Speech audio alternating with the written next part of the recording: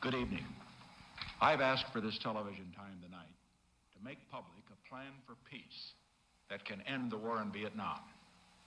The offer that I shall now present on behalf of the government of the United States and the government of South Vietnam, with the full knowledge and approval of President Thieu, is both generous and far-reaching.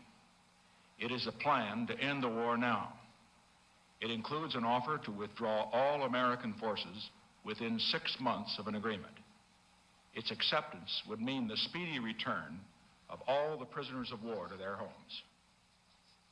3 years ago, when I took office, there were 550,000 Americans in Vietnam.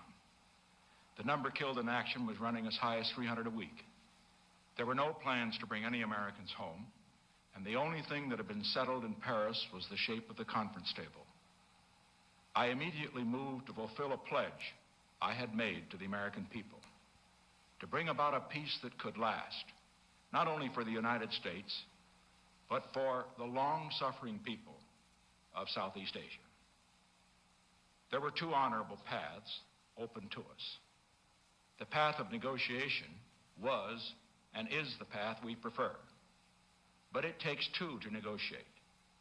There had to be another way in case the other side refused to negotiate. That path we called Vietnamization. What it meant was training and equipping the South Vietnamese to defend themselves and steadily withdrawing Americans as they developed the capability to do so. The path of Vietnamization has been successful. 2 weeks ago, you will recall that I announced that by May 1st, American forces in Vietnam would be down to 69,000. That means almost 500,000 Americans will have been brought home from Vietnam over the past 3 years. In terms of American lives, the losses of 300 a week have been reduced by over 95% to less than 10 a week. But the path of Vietnamization has been the long voyage home. It has strained the patience and tested the perseverance of the American people. What of the shortcut? The shortcut we prefer, the path of negotiation. Progress here has been disappointing. The American people deserve an accounting of why it has been disappointing. And tonight, I intend to give you that accounting, and in so doing, I'm going to try to break the deadlock in the negotiations. We have made a series of public proposals designed to bring an end to the conflict. But early in this administration, after 10 months of no progress in the public Paris talks, I became convinced that it was necessary to explore the possibility of negotiating in private channels to see whether it would be possible to end the public deadlock. After consultation with Secretary of State Rogers, our ambassador in Saigon, our chief negotiator in Paris, with the full knowledge and approval of President Thieu, I sent Dr. Kissinger to Paris as my personal representative on August 4th, 1969, 30 months ago, to begin these secret peace negotiations. Since that time, Dr. Kissinger has traveled to Paris 12 times on these secret missions. He has met 7 times with Le Duc Tho, one of Hanoi's top political leaders, and Minister Xuan Thuy, head of the North Vietnamese delegation to the Paris talks.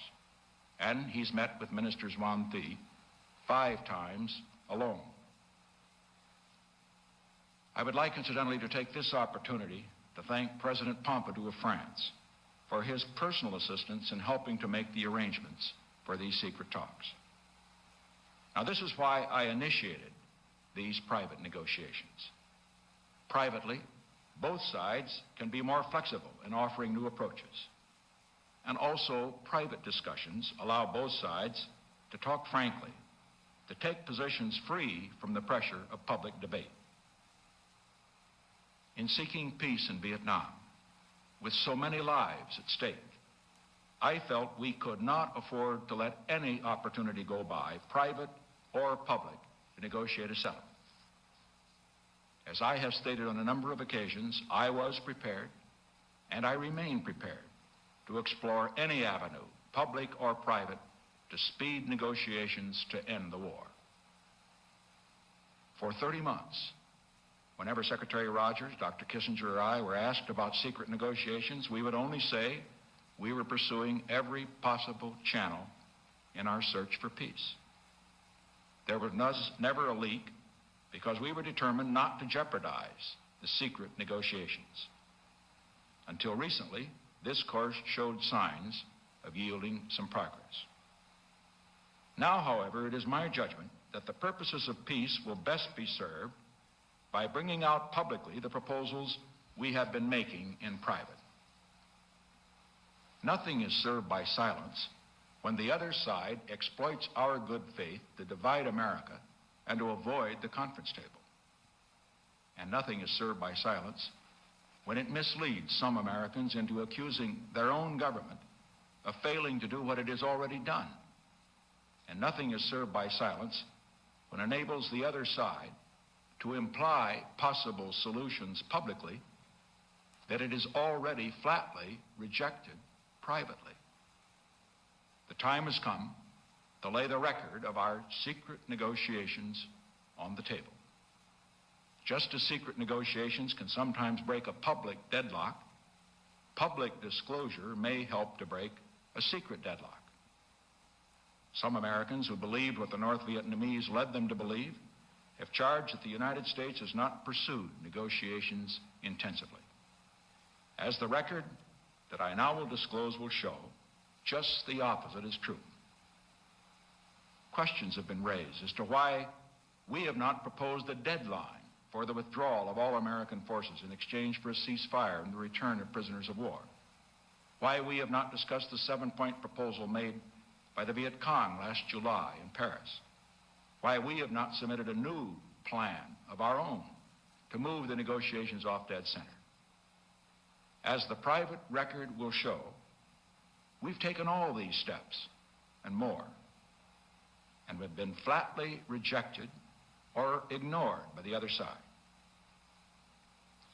On May 31, 1971, 8 months ago, at one of the secret meetings in Paris, we offered specifically to agree to a deadline for the withdrawal of all American forces in exchange for the release of all prisoners of war and a ceasefire.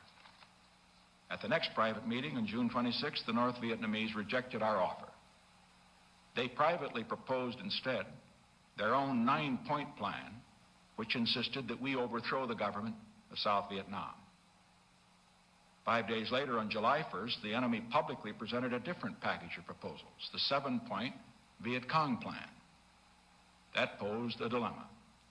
Which package should we respond to, the public plan or the secret plan?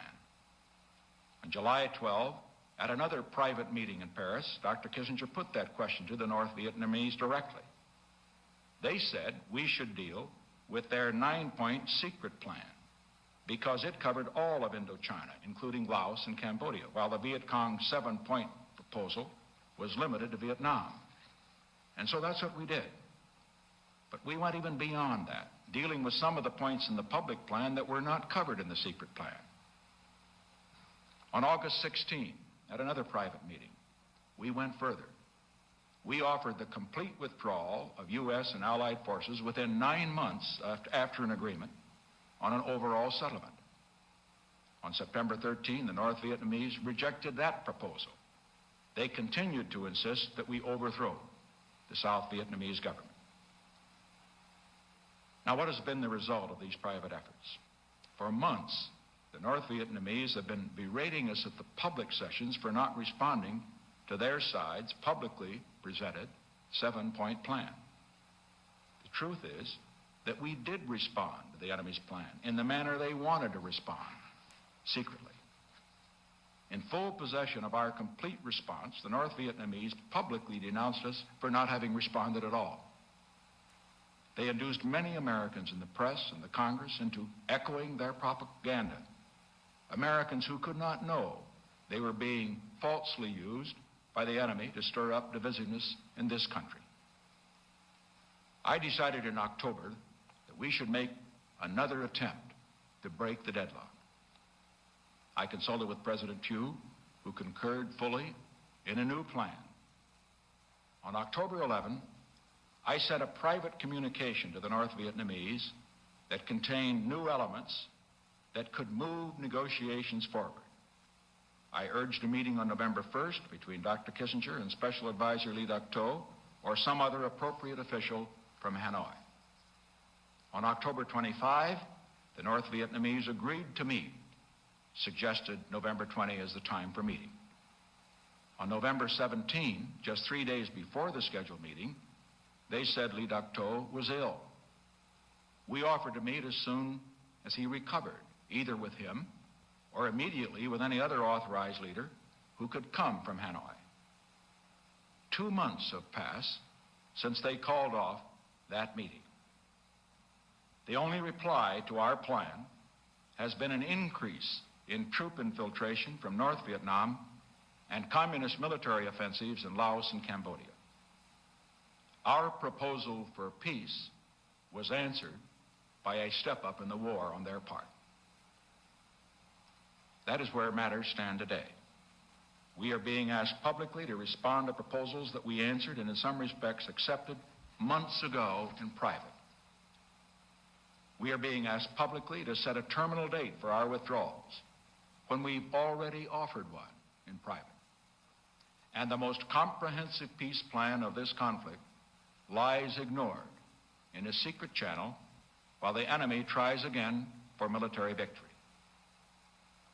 That is why I have instructed Ambassador Porter to present our plan publicly at this Thursday's session of the Paris Peace Talks, along with alternatives to make it even more flexible. We are publishing the full details of our plan tonight. It will prove beyond doubt which side has made every effort to make these negotiations succeed. It will show unmistakably that Hanoi, not Washington or Saigon, has made the war go on. Here is the essence of our peace plan. Public disclosure may gain it the attention it deserves in Hanoi. Within 6 months of an agreement, we shall withdraw all U.S. and Allied forces from South Vietnam. We shall exchange all prisoners of war. There shall be a ceasefire throughout Indochina. There shall be a new presidential election in South Vietnam. President Thieu will announce the elements of this election. These include international supervision and an independent body to organize and run the election, representing all political forces in South Vietnam, including the National Liberation Front. Furthermore, President Thieu has informed me that within the framework of the agreement outlined above, he makes the following offer. He and Vice President Huang would be ready to resign 1 month before the new election. The Chairman of the Senate, as caretaker head of the government, would assume administrative responsibilities in South Vietnam.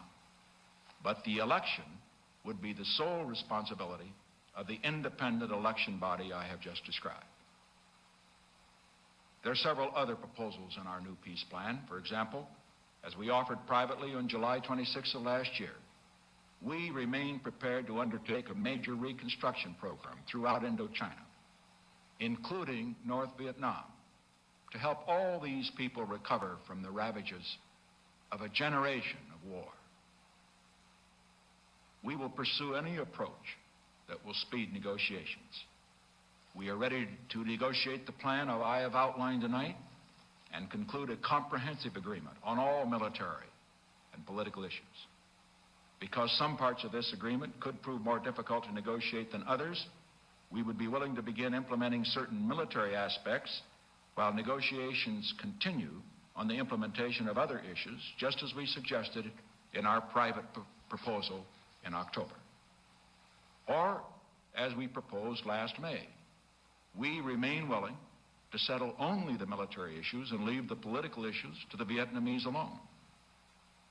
Under this approach, we would withdraw all U.S.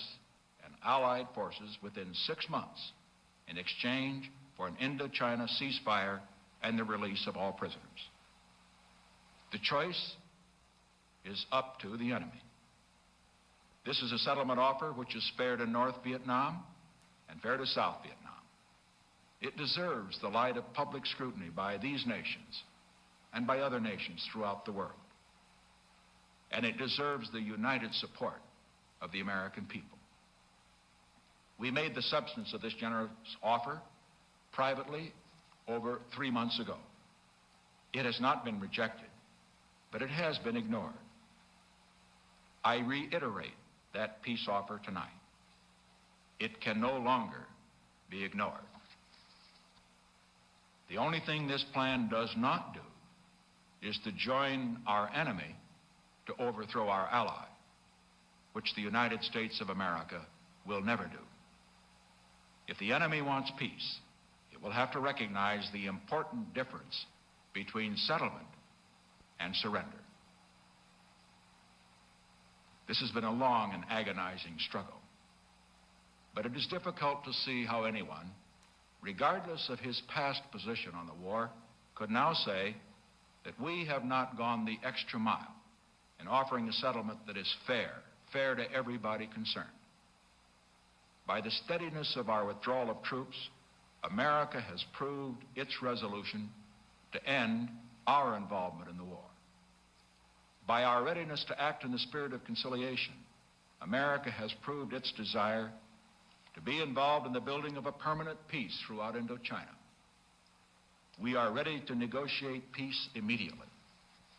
If the enemy rejects our offer to negotiate, we shall continue our program of ending American involvement in the war by withdrawing our remaining forces as the South Vietnamese develop the capability to defend themselves. If the enemy's answer to our peace offer is to step up their military attacks, I shall fully meet my responsibility as Commander-in-Chief of our armed forces to protect our remaining troops. We do not prefer this course of action. We want to end the war, not only for America, but for all the people of Indochina. The plan I have proposed tonight can accomplish that goal. Some of our citizens have become accustomed to thinking that whatever our government says must be false, and whatever our enemies say must be true as far as this war is concerned. Well, the record I have revealed tonight proves the contrary. We can now demonstrate publicly what we have long been demonstrating privately, that America has taken the initiative not only to end our participation in this war, but to end the war itself for all concerned. This has been the longest, the most difficult war in American history. Honest and patriotic Americans have disagreed as to whether we should have become involved at all 9 years ago, and there has been disagreement on the conduct of the war. The proposal I have made tonight is one on which we all can agree. Let us unite now. Unite in our search for peace. A peace that is fair to both sides. A peace that can last. Thank you and good night.